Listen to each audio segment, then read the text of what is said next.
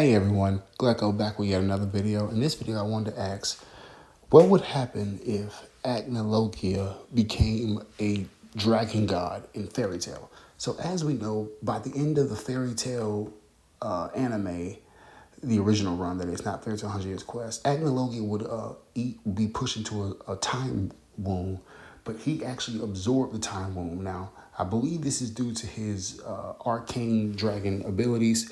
You know, dragon slaying magic abilities allow him to absorb magic and absorb, eat and absorb all types of magic. But unfortunately, he lost control. He needed the Dragon Slayers to stabilize himself. His physical and spiritual form got split. Yada, yada, yada. We all know the whole thing. Well, I want to ask, what would have happened if he wouldn't have lost control, if he would have had total control, and he would have had total control over his new time powers and his arcane dragon powers? What if he became a dragon god? Well, pretty simple. Acnologia already told you what would have happened. Acnologia just wanted to destroy everything. By this point in his time, he had got sick of mortals. He got sick of everything. He wanted to just destroy the world. And I genuinely think that's what would have happened. Acnologia was already one of the strongest characters in his verse before eating the time womb, and definitely after eating the time womb.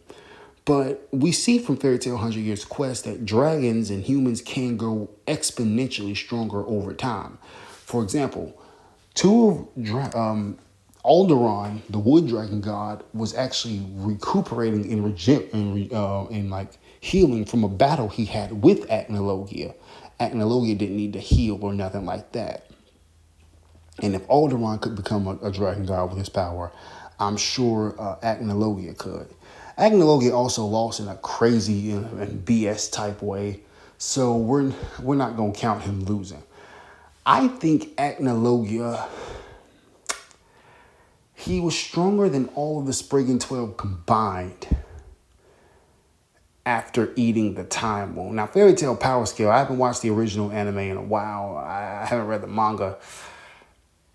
Like, it's been years since I've watched the first season, so I know the power scale is kind of crazy, but I do have Acnologia being more powerful than all of the Spriggan 12 combined. Like, it would be a brutal battle, but I think he could beat all of them at the same time. This is proven even more so by August, when Acnologia blitzes and one-shots God Serena in front of August and Jacob Leziel. Jacob decides to get ready to go fight, but August says, stop. You'll be dead before you hit the ground. So August has no problem interfering in a fight with the Spriggans to help them, as we saw with him saving the sand guy from Loxus. Agil, I believe it is. So, the fact that August was like, no, we're not going to mess with Acnologia, really thinks that. And he said the only way to beat Acnologia was with Fairy Heart. So that means that all of the Spriggan 12 combined, they can't beat Acnologia. And this is even more proven because Natsu was able to easily no-diff several of the Spriggans, but Natsu needed the help. But Natsu, with all the other Dragon Slayers, Loxus, Sting, Rogue, Gajil, Wendy, all of them, and Cobra. I almost forgot him, sorry, Cobra. Acnologia absolutely no-diffed all of them at the same time. If you took those 7, right? Remember, Sting had just beaten Larcade.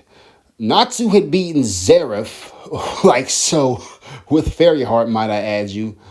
He overcame Zeref. Well, Fairy Tale. But you guys know, Loxus, proved his power, and Loxus was apparently stronger than Natsu at this point. Gajil defeated a Spriggan, one of the lower ends, and almost died in the process. But still, that's at least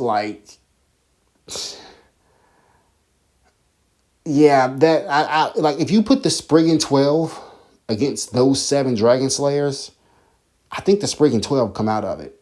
I think the Spriggan 12 lose. Those 7 win. Acnologia absolutely pawned those 7. eating the time womb, I think he was weaker because he couldn't control his power. But if he could have, because we see with the dragon gods now in fairy tale, Mercophobia, Alderaan, that the lack of control is very detrimental to your overall power and effectiveness. So a fully controlled acnologia would just destroy the world.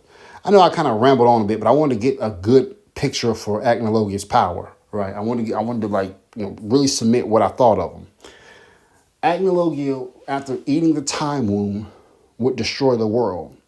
He would have two of the greatest attributes at his disposal. Arcane, so no magic works against him, and he'd have time magic now.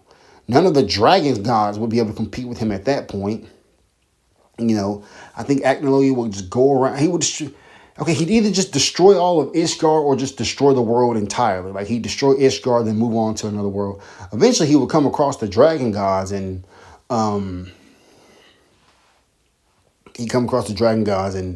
I believe at this point he would I know he beats Mercophobia, he beats Alderaan. We haven't gotten him in the anime yet, but he beats Dogma as well. Though it should be noted that all of the dragon gods were defeated by the current fairy tale members while they were weakened. So, no, really, no. I think Acnologia. No, I'm not gonna say he destroyed. Well, who knows? He definitely destroyed Ishgard. He would be on the level of a dragon god, but him versus the other dragon gods, I don't know. I'm inclined to say he would beat the other dragon gods because, well, he has two attributes now. And one of them is time magic. Having time magic would be, it would be too much. Like, I don't see what Mercophobia, what Alderaan. Selene is kind of interesting because of her space. Selene could just stay away from Acnologia, if I'm being brutally honest with you. She could just go to Alentir and just stay there. I was going to do a review for it's kind of off topic. I was going to do a review for the latest fairy tale episodes, but I said, nah. And at the time of this recording, it's December 1st, 7 in the morning. The new episode of Fairy Tale should have dropped, but I'm finna go to bed because I've been up all night playing Skyrim. But anyway, that's my heater, forgive me. But anyway, back to the video. So yeah, that's pretty much it. He destroys Ishgard because the only reason I personally believe the only reason he was stopped was one, because he was the bad guy and Mashima had to have him lose.